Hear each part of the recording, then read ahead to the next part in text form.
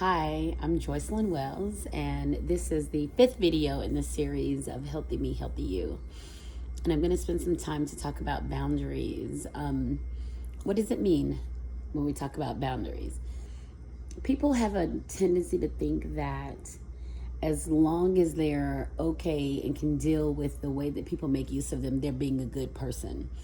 Like, they will literally allow people to run over them, to mistreat them, to take from them, to run them into the ground. And they're thinking, this means I'm being good.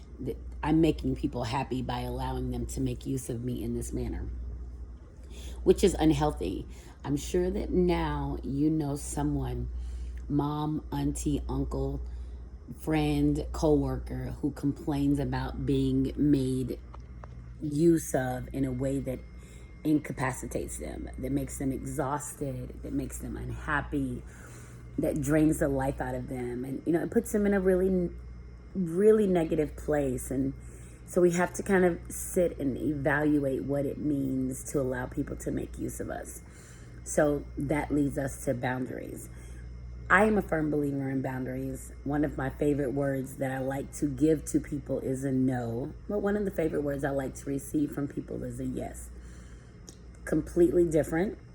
But no allows me to establish how I can deal with, or if I can deal in a situation where yes from someone else gives me what I want at the time that I want it. So I can look at it from both sides. When I'm wanting what I want it. It doesn't really matter if somebody has a boundary up or not. I'm seeking what I'm seeking.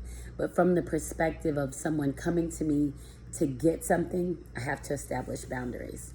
So one of the things that I figured out over the past years is that I can only give unlimited and unconditional from my place that God has given me. If it's another place that's not of my gift, if it's something that I have to work for and have to manufacture and have to make happen, I can't give unlimited from that place. I can only give unlimited from the place that is of my gift, that which is intrinsically of me, assigned to me by God, and allowed to flourish within the universe. Otherwise, I have to say no. I had to learn because I'm a pleaser. I know there are a lot of people out there that are pleasers, and I know there are a lot of, or a giver, however you want to take it. I'm that person. I'm the one that's like, oh yeah, I can do it. I can do it. Yeah,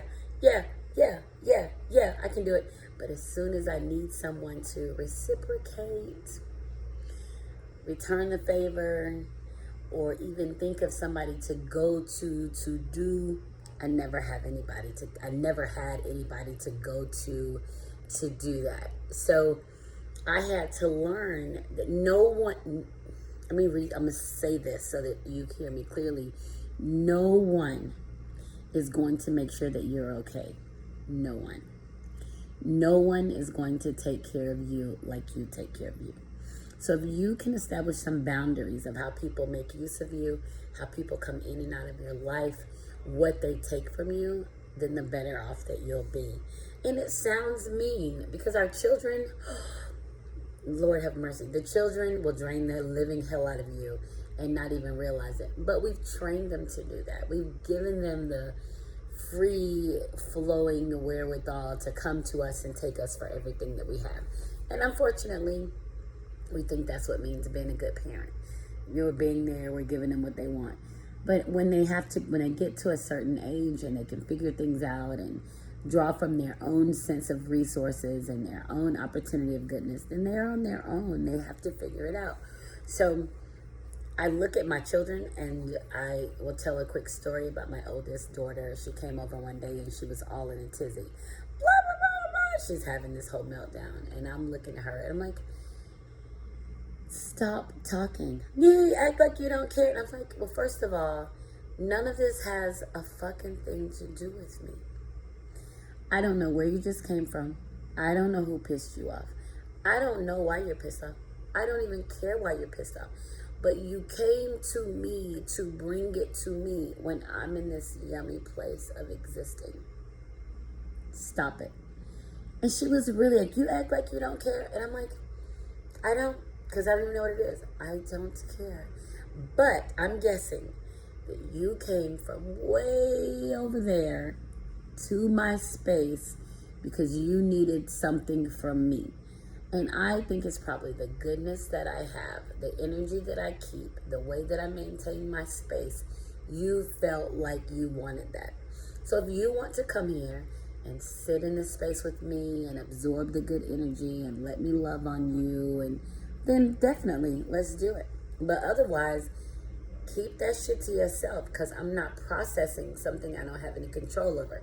I didn't have any control over you when it started or when it finished or the other person. So don't bring it to me. And you know, she laid down on my bed and she was asleep within like 3 minutes. And I had to make sure, at first I was like, I can't believe I said that. Like, I should see what's wrong with her. But then you realize I'm putting this time into this negative space created elsewhere that has nothing to do with me. It's going to drain the life out of me, and I don't want that. So I essentially established some boundaries on how I would let her make use of me. And I'm not unhappy about it anymore. At the time, early on, I was worried. But then once she went to sleep and she woke up in a better space, okay, you took something from me. I was able to give you something that was intrinsic of me, that was good of me. And that's a good thing.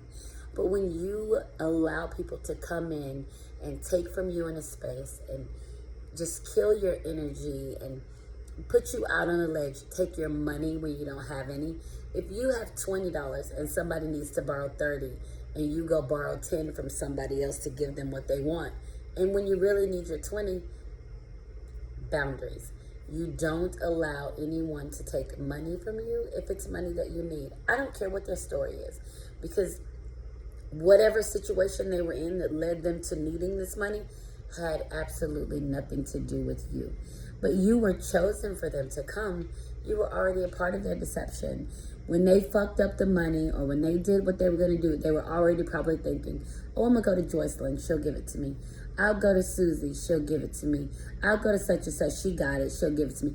They were already fucking scheming on you when they got caught up in whatever they were caught up in. They never tell you that part. It's a sob-ass story that you get caught up in and you feel like you need to fix it. You can't fix it.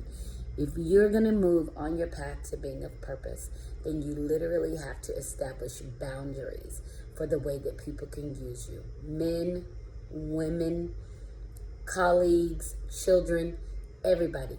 You have to protect yourself and how people make use of you. As a woman who is single in relationships, I realize that the goodness that I have, people love the goodness that I have. Men love the goodness that I have. And you know what? They would take, and not give anything until I decided or figured out I need to establish boundaries.